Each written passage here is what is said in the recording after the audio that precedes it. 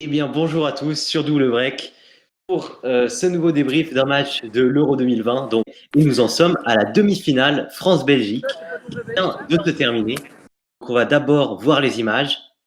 Tout d'abord, à la 24e minute, la frappe limpide de Kevin De Bruyne en pleine surface permet aux Belges d'égaliser après une grosse domination.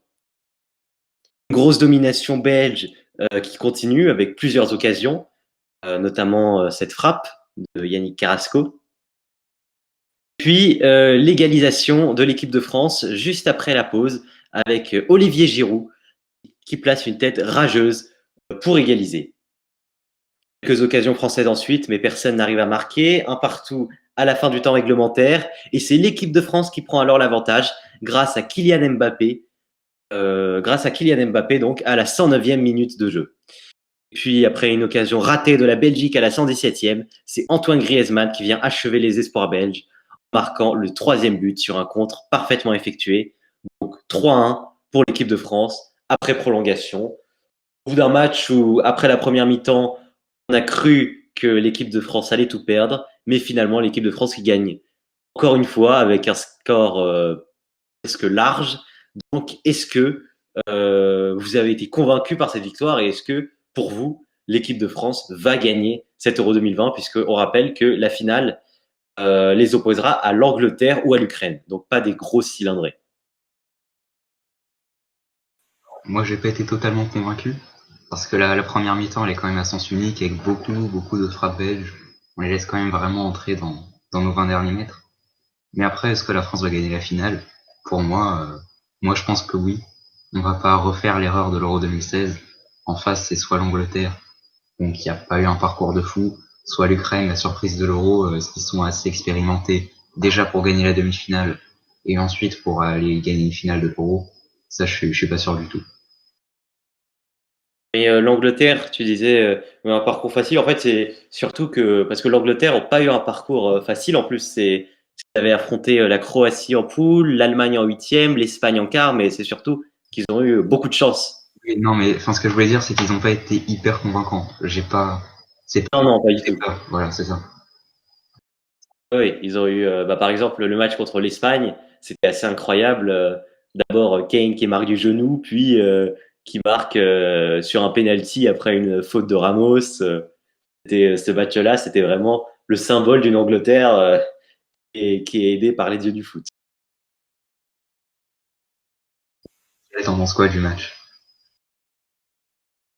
Moi, je trouve que c'est assez représentatif de l'équipe de France. D'habitude, on va dire, voilà, elle est en place 2 en prolongation, un peu contre le cours du jeu. Mais comme d'habitude, comme il y a 4 ans, on va se retrouver en finale. Face à un autre adversaire un peu moins bloc défensif, on va dire, parce que là, c'est pas le Portugal en face qui va se mettre à 20 derrière. Peut-être que cette année, c'est la bonne. Enfin, déjà champion du monde, mais le doublé comme il y a 20 ans, ça serait vraiment symbolique. Et ça montrerait que la France a vraiment des belles réserves de jeunes et des générations à n'en plus finir.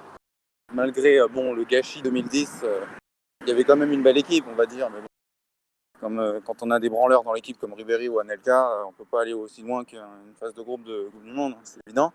Mais là, bon, voilà, la Belgique, elle nous a fait à peu près le même match qu'il y a 2 ans.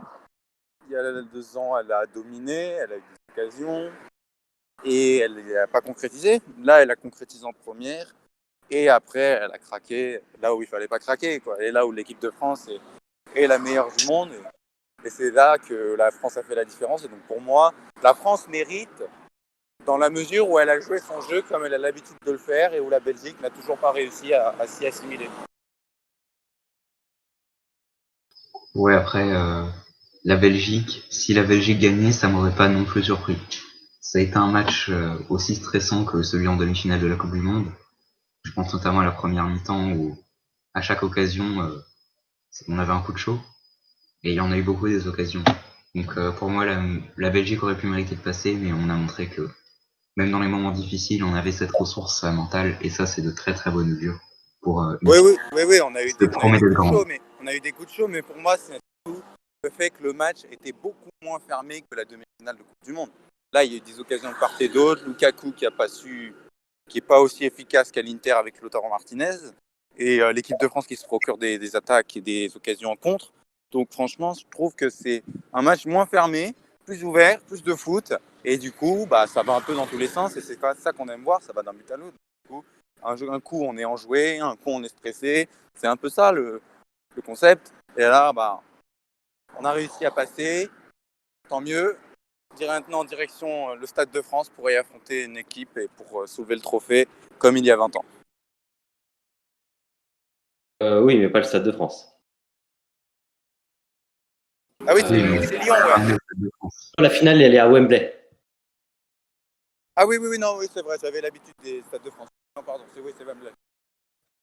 Et d'ailleurs, ça peut être un avantage pour l'Angleterre si l'Angleterre se qualifie en finale demain, parce que l'Angleterre jouerait à domicile. Mais c'est vrai qu'on a vu il y a 4 ans, à l'Euro 2016, qu'une équipe qui joue à domicile peut quand même perdre, par exemple, l'équipe de France, le Portugal, et la France a plus d'arguments encore que le Portugal il y a 4 ans pour aller remporter cet Euro.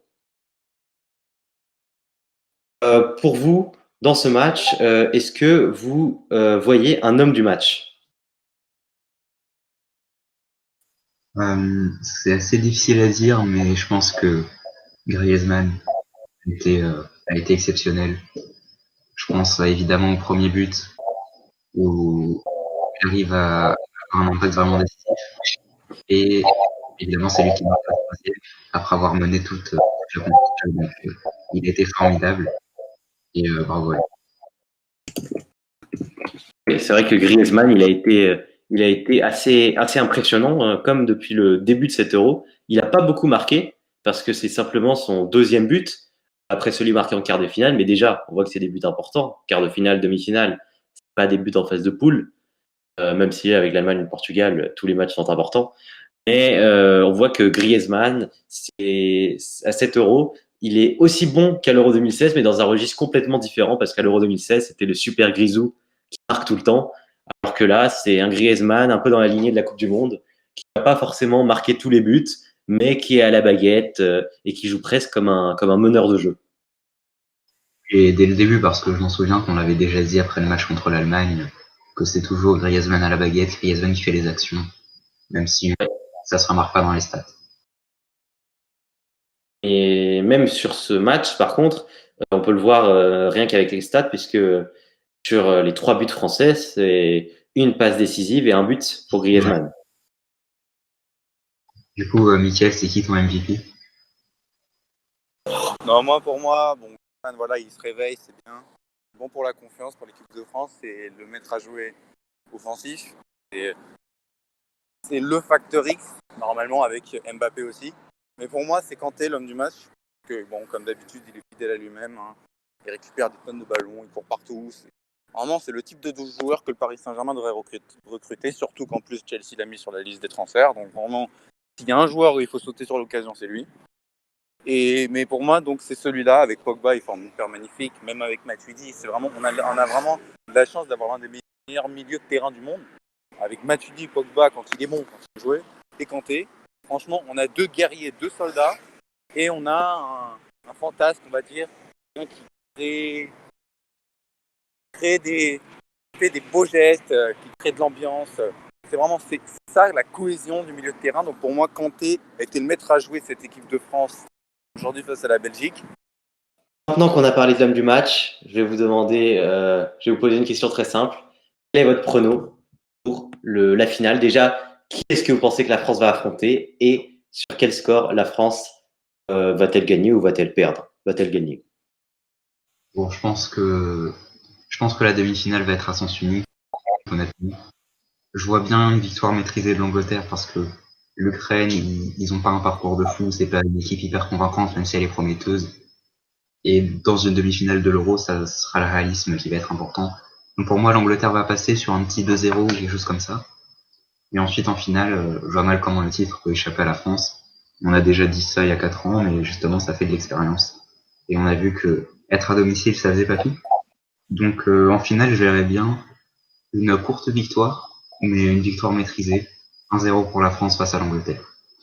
Alors moi, je vois Bah déjà l'Angleterre qui passe, mais vraiment ric-rac contre l'Ukraine pour moi, parce que l'Ukraine, si elle est arrivée là, c'est pas pour rien.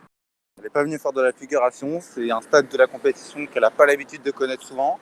Donc franchement, je pense qu'ils vont jouer leur chance à fond pour moi. Et ça va être un match très serré avec un Wembley vraiment très tendu. Les supporters qui ne savent pas s'il faut donner de la voix ou vraiment être spectateur du match. Donc vraiment, pour moi, une demi-finale très stressante pour les Anglais qui l'emportent au bout du système par moi, même le buteur. Tiens, allez, Harry Kane qui délivre le stade national de l'Angleterre. Et en finale, bah, je vais dire que pour moi, franchement, l'équipe de France, mais vraiment, allez, au tir au but. L'équipe de France qui remporte l'Euro au tir au but. Après un match très serré, les Anglais qui ne savent pas où se mettre au début, la jeune génération avec les Sterling, les Ali, ils ne savent pas trop où se mettre face à la solide défense française. Et donc, un peu un parcours de chance, l'Angleterre qui ouvre le score et la France qui égalise en seconde mi-temps. Et prolongation assez insipide et l'équipe de France qui l'emporte au tir au but. Et toi, Cyrus, c'est quoi ton prono? Alors moi, je pense que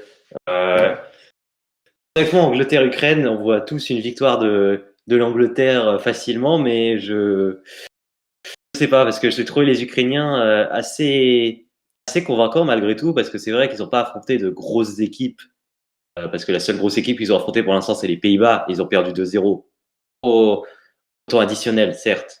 C'est pas passé loin du 0-0, mais c'est pas le match où ils ont mieux joué. Après, ils n'ont pas affronté de grosses équipes. Ils ont affronté l'Autriche, le Kosovo, la Pologne et le Danemark, mais ils ont su proposer un jeu assez alléchant. Donc peut-être que je mettrai une pièce sur l'Ukraine en finale. Et en tout cas, si c'est France-Ukraine, je vois une victoire de l'équipe de France maîtrisée. Et bon, bah, merci à tous. Et on se retrouve très vite pour la finale de l'Euro 2020. France-Angleterre ou France-Ukraine. Qu'importe, on va gagner. Allez les Bleus. Salut à tous. Salut les Bleus.